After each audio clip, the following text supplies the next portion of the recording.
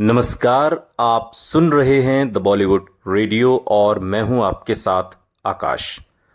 दोस्तों, आज के इस पॉडकास्ट में किस्सा राजेश खन्ना और शर्मिला टैगोर का, और इस किस्से को सुनाने वाली भी खुद शर्मिला टैगोर हैं। आवाज मेरी है लेकिन शब्द शर्मिला टैगोर के हैं। और जब बात राजेश खन्ना और शर्मिला टैगोर की होती है तो वो फिल्में याद आती हैं जिन्होंने राजेश खन्ना को सुपरस्टार बनाया और राजेश खन्ना और शर्मिला टैगोर की जोड़ी को सुपर डुपर हिट। चाहे वो आराधना हो, जिससे राजेश खन्ना इंडियन सिनेमा के फलक पर एक चमकता हुआ सितारा बनकर उभरे, या फिर अमर प्रेम जैसी बंगाली पृष्ठभूमि पर आधारित फिल्म जिसके गीत आज भी हमें अपनी ओर सम्मोहित कर लेते हैं, या फिर आविष्कार जैसा वो प्रयोग जो बासु भट्टाचार्य ने किया था राजेश खन्ना और शर्मिला टैगोर को लेकर, जिसके बारे में कहा जाता है कि ये फिल्म हर शादीशुदा दंपति को जरूर देखनी चाहिए। लेकिन बात राजेश खन्ना की हो रही है तो उनकी फिल्मों की भी बात होगी, उनके दौर की भी बात होगी, लेकिन आज के इस पॉडकास्ट में बात सिर्फ शर्मिला टैगोर करेंगी। वो किस तरीके से राजेश खन्ना को याद कर रही हैं सालों बाद, जब उन्होंने आखिरी बार कोलकाता में राजेश खन्ना को देखा था। आखिरी बार इसलिए क्योंकि उन दिनों काका बहुत बीमार रहते थे, बहुत कम कहीं आते जाते थे, और किसी कार्यक्रम के सिलसिले में उस दिन वो कोलकाता गए हुए थे और संयोग से शर्मिला टैगोर भी वहीं पर थीं। शर्मिला टैगोर अपने एक लेख में लिखती हैं कि राजेश खन्ना को अंतिम बार मैं कोलकाता के एक आयोजन पर मिली थी। मैं देर से पहुंची थी और प्रतिष्ठित लोग पहले ही मंच पर जमा हो चुके थे। मैं उनमें शामिल होने के लिए जल्दी जल्दी बढ़ रही थी कि एक खद्दरधारी लंबे बालों वाला व्यक्ति उठकर खड़ा हो गया और बड़े मन से मेरा अभिनंदन किया। ध्यान दर्शकों पर होने की वजह से मैंने उसे कोई राजनेता समझा। मुझे लगा कि कोई खद्दरधारी पॉलिटिशियन है। फिर मैंने उसे हाय कहते और मुस्कुराते हुए देखा और एक झटके से एहसास हुआ कि अरे, ये तो काका थे। वो बहुत दुर्बल, बहुत कमजोर हो गए थे। उनकी आंखें चमक रही थीं ठीक वैसे ही जैसे 40 साल पहले चमका करती थीं।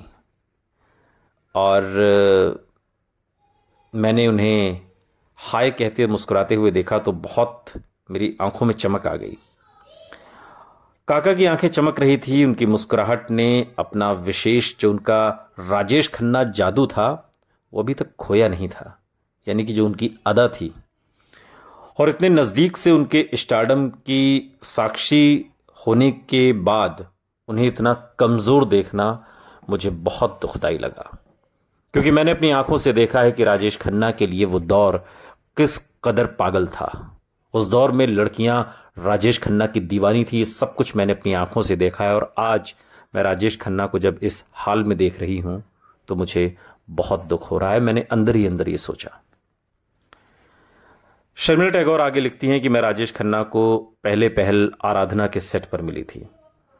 उन्हें तभी यूनाइटेड प्रोड्यूसर्स कंबाइन ने ढूंढा था और शक्ति सामंता भी जिसके सदस्य थे। शक्ति सामंता शम्मी कपूर के साथ एक बड़ी फिल्म बनाने की योजना बना रहे थे, लेकिन शम्मी की डेट्स न मिलने की वजह से उन्होंने अपनी नई खोज और मुझे लेकर एक छोटी फिल्म बनाने का फैसला किया।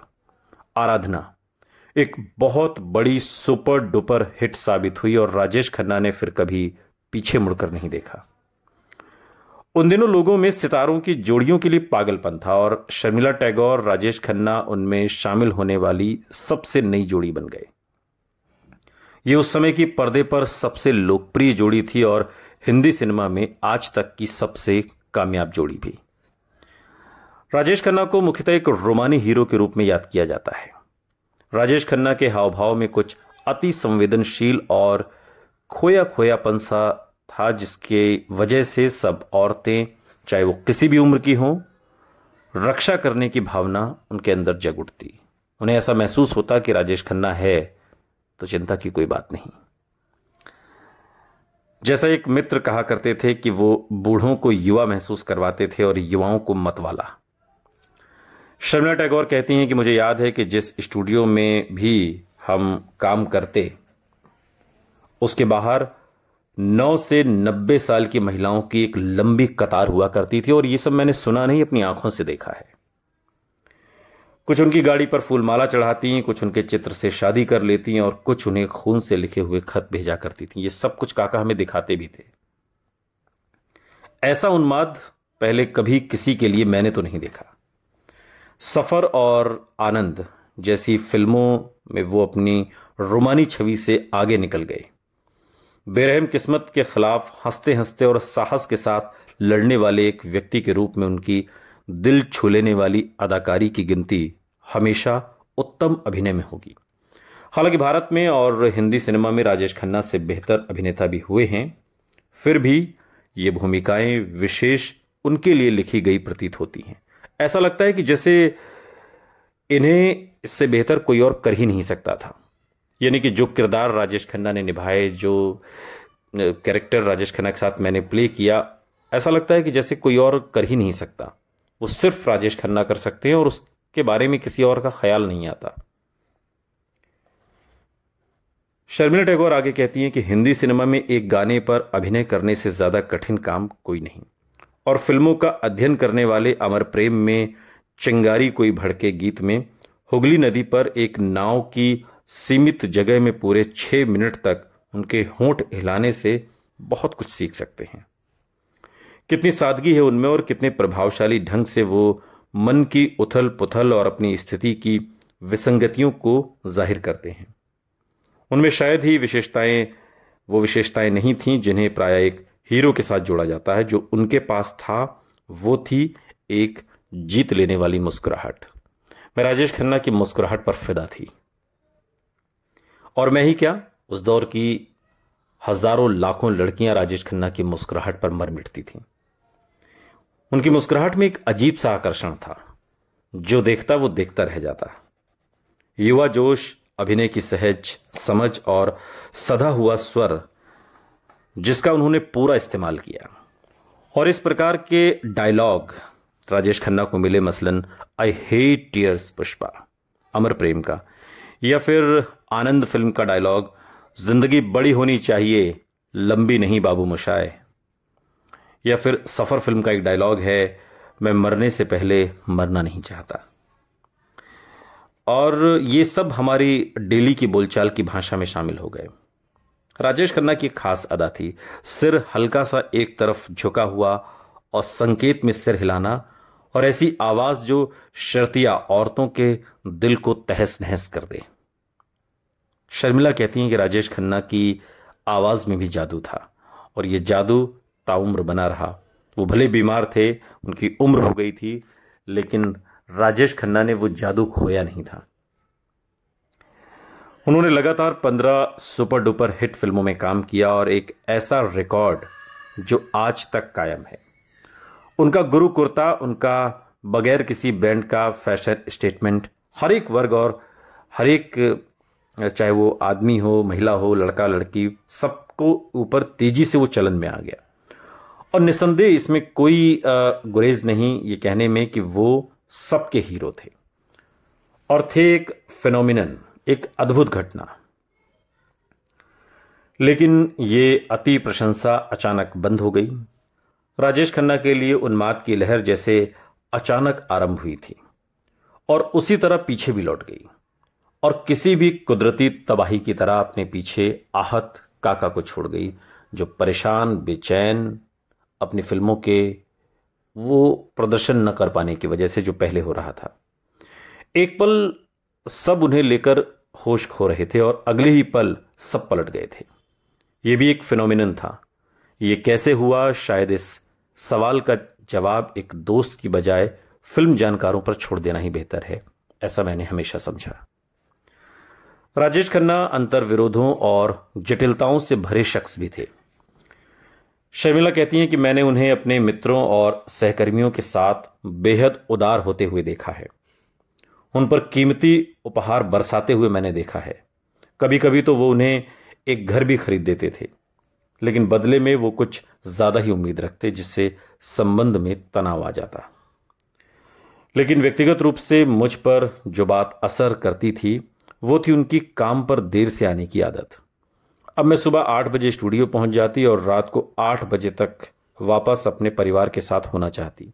लेकिन अगर राजेश खन्ना के साथ काम कर रही हूं तो यह संभव ही नहीं हो पाता, क्योंकि 9 बजे की शिफ्ट में काका कभी भी 12 बजे से पहले तो नहीं पहुंचते, और 12 बजे भी पहुंच जाएं तो गनीमत है।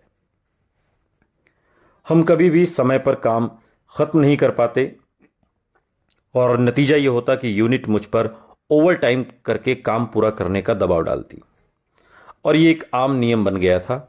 इसलिए मैंने अन्य अभिनेताओं के साथ ज्यादा काम करने का फैसला किया, बावजूद इसके कि हमारी जोड़ी इतनी सफल थी, लोग पर्दे पर हमें साथ में देखना चाहते थे। शायद काका को भी यही लगा कि एक ही अभिनेत्री के साथ, एक ही हीरोइन के साथ इतनी फिल्में करना अच्छा नहीं है, बासी पड़ जाने का खतरा भी रहता है। खैर, जो भी था, हम एक साथ कम और कम फिल्में करने लगे, और मुझे इतना मानना होगा कि ये बहुत बड़ी राहत थी। अपने दोस्तों की तरह काका ने अपने स्टारडम को संभाल कर नहीं रखा और उसे अपनी पकड़ से फिसल जाने दिया, ठीक वैसे ही जैसे राजेश खन्ना के जो करीबी दोस्त थे वो धीरे धीरे उनसे दूर जा रहे थे। काका ये देख ही नहीं पाए कि दर्शक बदल रहे हैं और जो भूमिकाएं वो करते रहे हैं अब वो प्रासंगिक नहीं रह गई हैं।